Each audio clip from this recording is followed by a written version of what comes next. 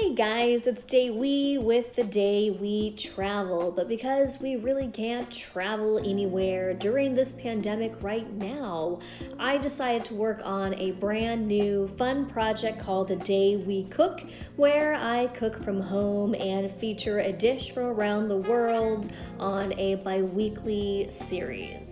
I know it's been extremely difficult and challenging for so many people around the world during this time.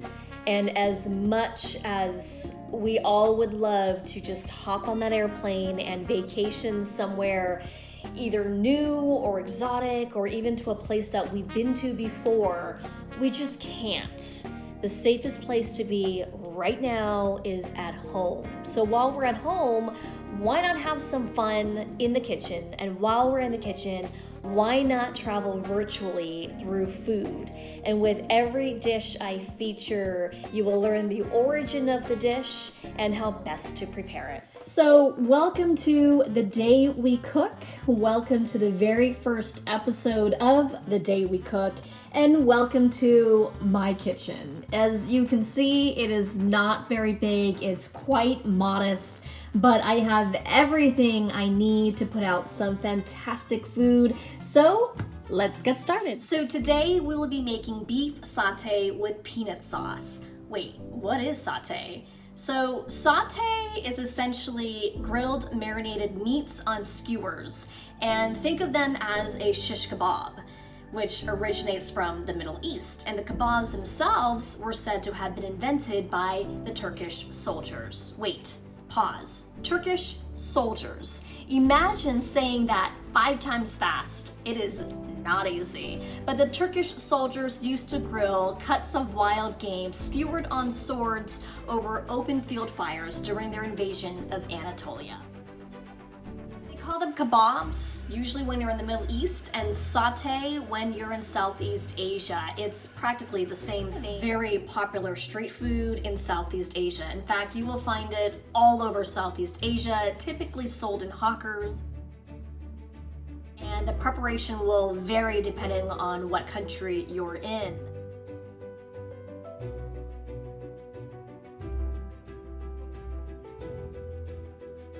Common misconception amongst Westerners that satay originated in Thailand. That is simply not true. And I think a lot of people think that is because when you go to a Thai restaurant in the United States, you will almost always find the satay, typically chicken, served with peanut sauce, featured as an appetizer on the menu. So if it didn't come from Thailand, where did it originate? Believe it or not, it was invented by street vendors on the island of Java, Indonesia. Now, Indonesia was where I was born. My mom was born and raised there. I still have relatives there. And I go back to Indonesia almost every other year. Did you know that Indonesia is comprised of more than 17,000 islands, 8,000 of which are inhabited, and the capital of Indonesia is Jakarta, which sits on the island of Java, which is in between the islands of Sumatra, which is where I was born, and the island of Bali. And so Jakarta is on Java. Java is an island that is home to 141 million people and is known as the world's most populous island. Indonesia was formerly known as the Spice Islands, and rightfully so. A lot of the smaller islands north of the major islands within the archipelago, so I'm talking about the islands in the Malacca, they were home to cloves and nutmeg and were huge producers of such. And a lot of Indian and Arab traders would come across the Indonesians, and they would trade their beautiful and colorful silks and other textiles for the Indonesian spices. And then there were the Portuguese and the English and the Dutch, and they all waged war with one another for centuries in Indonesia, all for the control of the spice trade. All right, so back to satay. You know now that it was invented in Indonesia, It is such a beloved thing in the entire country. It is considered the national dish of Indonesia. Eventually, the spices and the satay dish itself made its way across Indonesia into many other Southeast Asian countries like Malaysia and Singapore and Thailand and the Philippines and other nations. And they are so good, inexpensive, very satisfying, and even in Indonesia itself, the nation's national dish, they're all prepared different. We're gonna get started on the spices that we're going to include in the marinade because that is where it's at. You wanna get the right flavors. So we're gonna get started with a finely grated clove of garlic. Now, I am a garlic lover. I love the aroma, the flavor, so I added 1 extra garlic clove, again, finely grated. Up next, we have coriander. Coriander is a very earthy spice. It's slightly tart, it's nutty, it has a little bit of citrus tones to it. But it's very popular in Indian, Mexican, and Spanish cuisines. You'll find it in a lot of curries. Then here in the center, we have cumin. Cumin is part of the parsley family. This is also very earthy, but it has a very aromatic feel to it. It's kind of bitter as well, but you'll find cumin is prevalent in chili powder, taco seasoning, really good stuff. Then, last but certainly not least, in the trifecta of spices right here is turmeric, and you cannot make any mistake about it because its bright golden hue gives it away. Turmeric is known as Indian saffron. India produces more than 80% of the world's supply of turmeric, and you will find this in curries not only in India but in Southeast Asian cuisines. And it's also earthy, slightly peppery, a little bit of musk, and the color alone just makes you want to add turmeric to your marinade. Then it calls for some sea salt. I don't really use a lot of salt in my cooking, but as a substitute, I do like to use chicken bouillon powder. I think it adds a little bit more flavor than salt. If you want a little bit of kick to your marinade, you can add some paprika, chili flakes, or some cayenne pepper. And I might add a little bit of this into the marinade. Then we have sweet soy sauce. This is called kecap manis, which means sweet sauce in Indonesian. Just a dash of this into the marinade. And then of course you will need some olive oil, canola oil, vegetable oil. Any of the oils will work just fine in the marinade. So we're gonna go ahead and dump all of this into our bowl of meat.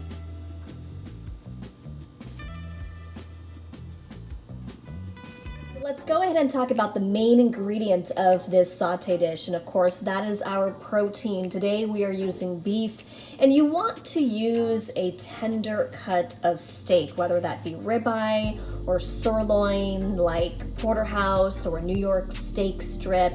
I like a little bit of fat, not too much. I mean, if it's too lean, there's no flavor, but the fat gives you that flavor. And so I went ahead with a ribeye here that I cut into 1-inch cubes. And what we're gonna do is we're gonna go ahead and stir in all of the spices that we talked about earlier, give that a good little mix, set that aside, and then we'll work on the peanut sauce. I'm gonna add a little bit of olive oil to begin. I'm just gonna eyeball that into the meat here. A little bit of the kecap manis, or the sweet soy. That in here, and this sweet soy will go ahead and balance out some of the bitter flavors of the different spices that we had talked about earlier. I have my garlic that I'm going to go ahead and put that in. Oh, you could just smell it. I love the smell of garlic. It's just so aromatic. I mean, how can you cook without garlic, right? We're gonna go ahead and put a little bit of, well actually, I've already measured this ahead of time, so I'm just gonna dump everything in here. That was cumin, this is coriander. Of course, there's the turmeric, which you cannot mistake. I like hot, and by that I mean a little bit of spicy. I'm an Indonesian, I grew up on spicy foods. So I'm gonna add some cayenne pepper. And then of course, instead of sea salt or kosher salt, and you can use those, I am having some bouillon powder that I'm adding into the mix here. All right, so all of my spices are in there. I'm gonna just give this a nice little mix, and you really can just have fun with it. And if you wanna, you know, put your hands in there and really give the meat a nice massage, making sure that every single piece of meat, all of these cubes, are completely doused, completely smothered in all of these wonderful aromatic and colorful spices. So I'm just going to continue to do that until everything is covered.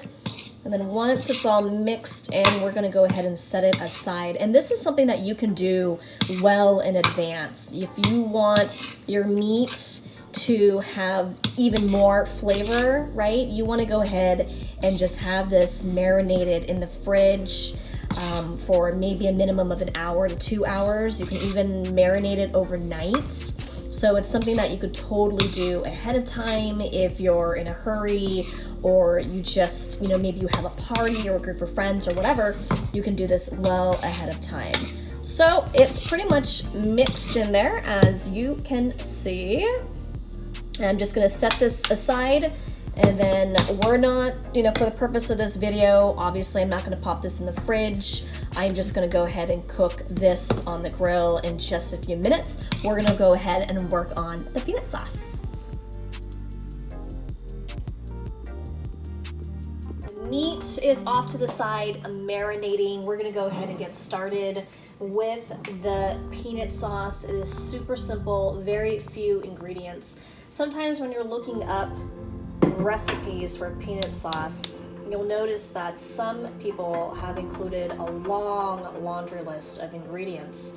And I'm all about simple cooking made easy. When I see a long list of ingredients, it's just a little daunting, and I feel it is like that for many people. So I always seek ingredients or recipes that call for very few items, and mostly items I already have in my kitchen, and if I don't have it, then I have no problems going out to go get it. But I think the simpler the better, and it's all right as long as it tastes good, right? So the olive oil is being heated right now. You just want to go ahead and add a little bit of whatever choice oil you prefer. Add that to your pot. I have my stove set on a medium-high heat. Seems pretty warm already. I'm gonna go ahead and add the Thai curry paste. Now, you can use any Thai curry paste of your preference. The recipe calls for red. In fact, that's what I wrote down in the recipe. I ran out of red, so I'm using Penang. Penang is my favorite Thai curry, and you can use whatever you want, whether it's red, green, yellow, but I really love Penang.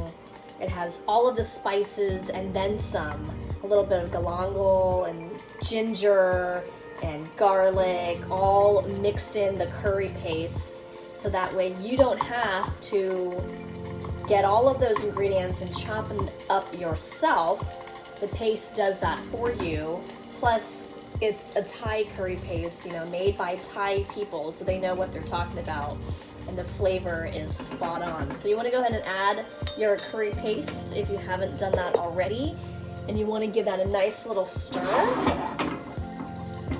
just to get the fragrance going, and you know, you're gonna start smelling that the moment that hits the oil and it's sizzling. Oh, it smells so good. And then once had it in there for about a minute or so, this is where you will add your coconut milk. So about a cup of coconut milk, and coconut milk is very easy to find at the grocery store, in the Asian aisle of your local market, or you can go to an Asian market.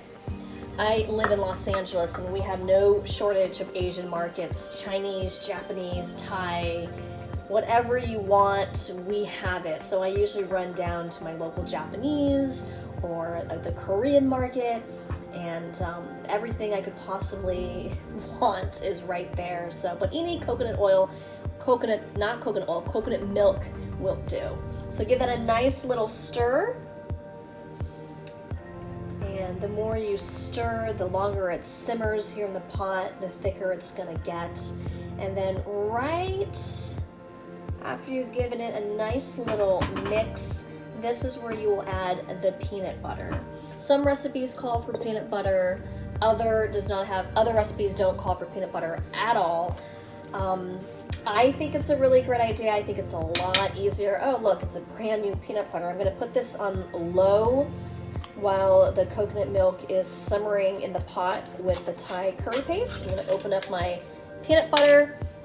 You can use whatever peanut butter you want. I have chosen a crunchy peanut butter because I did not roast peanuts ahead of time. You can use creamy if you prefer, but whatever peanut butter you want will do. And you're just gonna add, I think I called for 2 tablespoons of peanut butter. So look how delicious this looks. I just want to eat the whole jar already. So you want to add that to your pot, and then you're going to give that a nice little stir once more. And if it's too much milk, maybe you added a little too much and not enough peanut butter, feel free to add more. There's really no right or wrong way to do this. It really just depends on the flavor and the consistency that you're looking for. I don't like my peanut sauce to be too thick, but you also don't want it to be watered down either. You want to be able to make sure that the meat, the skewers, you can dip it into the sauce, but have the sauce still stick to the meat. So you want to get a consistency that's just right. And then after this, for a little bit of umami, and that means just savoriness, you want to add a little bit of fish sauce. Not too much, because a little bit goes a long way. But basically what fish sauce is it's fish that has been coated in salt and fermented for up to 2 years. I know, it sounds kind of disgusting.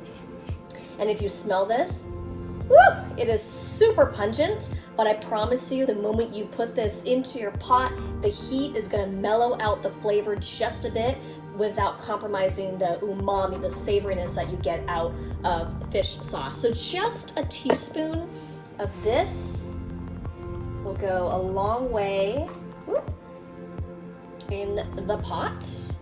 And then from here, you're gonna add a little bit of sugar. So in Asian cuisine, we strive to have flavors that complement each other. So, we like spicy, we like sour, we like sweet and savory, everything all at once, and have all the flavors come together. So I added a little bit of sugar, because again, the fish sauce is gonna add that savory, slightly acidic flavor to the peanut sauce. The sugar is just going to balance all of that together, and then just give that a nice little mix.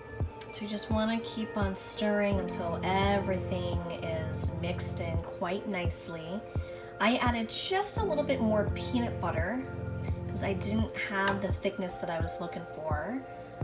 And then you just kind of let it simmer. The heat and the oil and all of the ingredients do their thing. And look how beautiful this is. Color, the consistency. If you want it to be thicker, you could add more peanut butter or add some roasted peanuts. If it's too thick and you want it to thin out a little bit, you can add some more coconut milk. But I think mine looks just about right. I'm loving the color. A lot of flavor in just this little pot with very few ingredients, because kind of the cheat sheet is the Thai curries, right? You want to give it a little nice taste, just to see if you want to add a little bit more sweetness, a little bit of more acidity, maybe some salt, but I don't think mine needs anything else. Ooh, I could feel the kick running down my throat, and that comes from the curry paste. Oh, delicious. But yeah, mine's all set. Once yours is all ready, you just want to turn off the heat and then put that off to the side. You can reheat that just before you serve the satay. And that's it. With satay, you have a choice of the kind of skewers you want to use. You can go the stainless steel or the metal ones, or you can go with the bamboo or wooden skewers. I have chosen to go with the bamboo, the wooden skewers, because in Southeast Asia, when you're out there on the streets getting street food, the satay is always served on bamboo sticks. So this is kind of reminiscent of my time and all of the culinary adventures I've had there in Asia. So this is about 10 to 12 inches long. Be sure that if you're using wooden skewers that you have these pre-soaked for about 20 minutes or so. This way when you set them on your grill, they don't burn. Now comes the fun yet slightly messy part of putting your cubed beef onto your skewers. Now, I don't like too many pieces on one skewer, maybe about 4 pieces or so. Because again, in Indonesia and a lot of Southeast Asian countries, the skewers, there's not a whole lot of meat on one skewer, it's just a few pieces. So just, 3 or 4 pieces at a time. It really just depends on your preference. There is no right or wrong way to do this, but it just smells so good. I cannot wait to get these on the grill so that we can eat them and enjoy. Yum,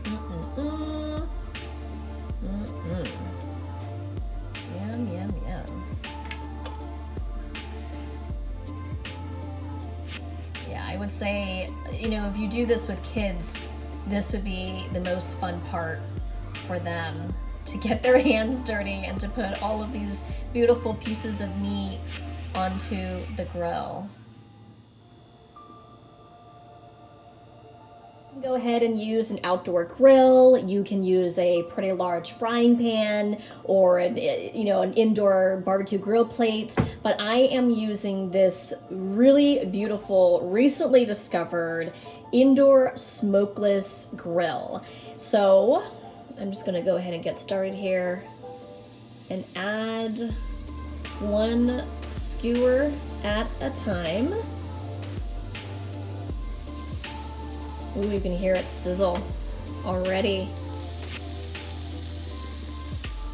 You don't want to have them too close together because you want to make sure that there's enough space for them to thoroughly cook through. And just depending on how well you like your beef done, I tend to like my beef about medium rare when I have steak, maybe medium or so for the satay, but just a couple minutes on each side. And we should be good. But you can smell the aromatics already, the spices from the coriander and the cumin and the turmeric. After a couple of minutes, you want to go ahead and flip it over onto the other side and let the other side cook. It's smelling so good. It's looking great. I cannot wait to dig in and dip all of this into that beautiful peanut sauce. Deliciousness. Such a simple dish and definitely a crowd pleaser for sure. You could put this on a menu for parties, a little social gathering with family, friends. It looks complicated, but it's really not. I think the most work goes into picking out your spices, but once you've decided what spices to use, you just put that into the marinade and have the beef sit out for a little bit or in the fridge overnight or what have you. That's pretty much all of the work. You've done the work already. Peanut sauce is just a few ingredients and you're golden. You want to make sure that the beef is getting that beautiful sear, that steaks, chicken, fish would get. See, this is what I'm talking about. Look at those grill marks there.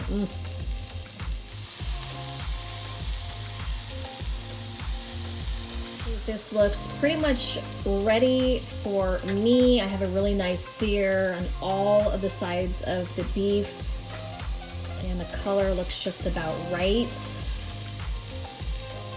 So I'm gonna go ahead and turn off my grill. and then start plating. So I'm just plating my beef satay. Again, it's totally an Asian thing, but we're so used to having these street satay, right? When we're on the streets of Asia, exploring what have you, and we stop at a hawker or a street vendor who's selling these wonderfully delicious pieces of meat on these bamboo skewers, they almost always serve it to you on a banana leaf. I obviously have it on a plate, but in Asia, everything is served to you in a banana leaf. And that's holding everything, you know, the satay, the sauces, everything. So I have the satay plated. I'm gonna go ahead and sprinkle a little bit of cucumber. You totally don't have to do this. This is completely optional. I like it just because it gives it a nice crunch and it really cools down your palate from all of the spices of the beef. Biting down into that cucumber just makes a world of difference. And then I've also chopped up some red onions, again, completely optional. This is again for more crunch and some color on your plate. And then if you have it, not necessary, but if you have it, add a little bit of fried shallots. So some goodness. They do this on the streets of Asia as well. It's usually the satay is doused in a ketchup manis, more dark soy sauce, sweet soy sauce, and then of course accompanied by our very lovely peanut sauce, as you can see here, that I went ahead and heated up just before plating. And you're just gonna have that right alongside your satay. And that is it, our beautiful plate right before your eyes, ready to dig in. I cannot wait to try it.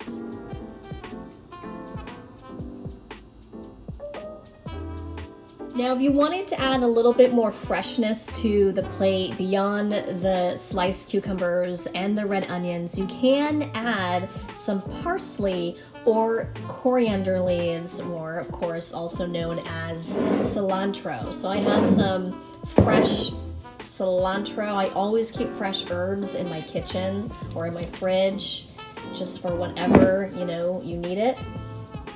Oh, so aromatic, and you can just simply sprinkle this on top. Oh my gosh, I'm so excited. A little bit of cucumber, some cilantro, some red onions, all that crunch, along with the soft, juicy, tender, well-flavored beef, along with this rich, savory peanut sauce, all in one bite.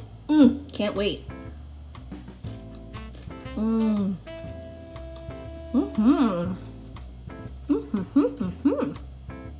So good.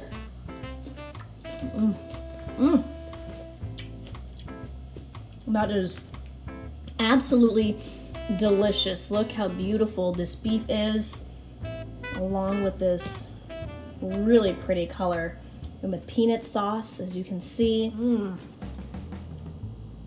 Oh my god, this is so good. A little bit of sweetness from that dark sweet soy, a little bit of spiciness from that cayenne pepper that I added earlier, the turmeric, the coriander, the cumin, all of those spices being brought together. Make it for your family, your friends, anyone you know, and enjoy this magical plate of goodness and feel like you've been transported back to the streets of Southeast Asia. A very popular dish all over Asia. And cheers, bon appetit, and see you next time. Catch you on the next The Daily Cook.